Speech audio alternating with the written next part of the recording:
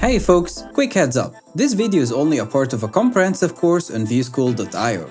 Dive deeper and master advanced techniques by checking out the full course linked in the description below. Happy coding!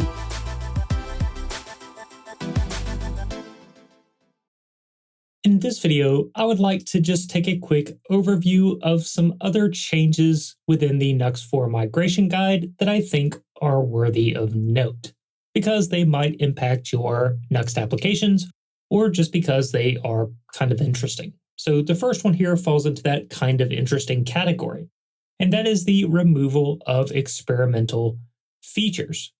Specifically, 4 experimental features are no longer configurable in NUXT 4. That is the tree shakeable client only, config schema, polyfill view use head, and respect no SSR head.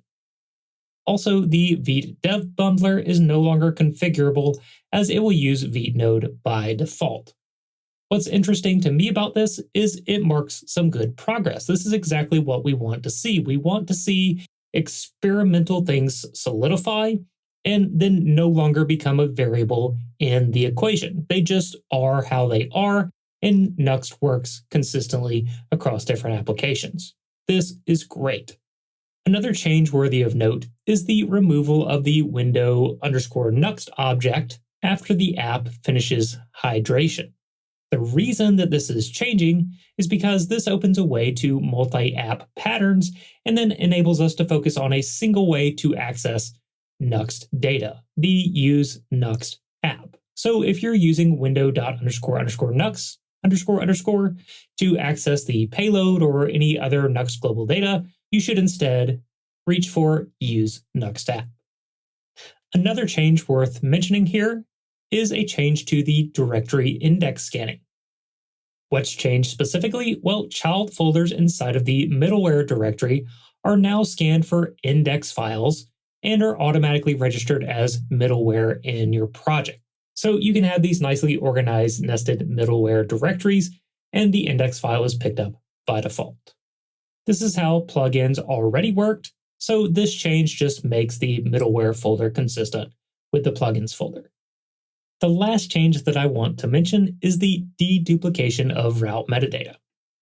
In NUXT, it's possible to set some route metadata using the define page meta macro. Things such as the name and the path, and so on. Ultimately, these both got passed down to the actual route object as a property on the route object and as the exact same property on the route.meta object. Now they're only accessible in a single place. That is, on the root route object, instead of also nested down inside of meta.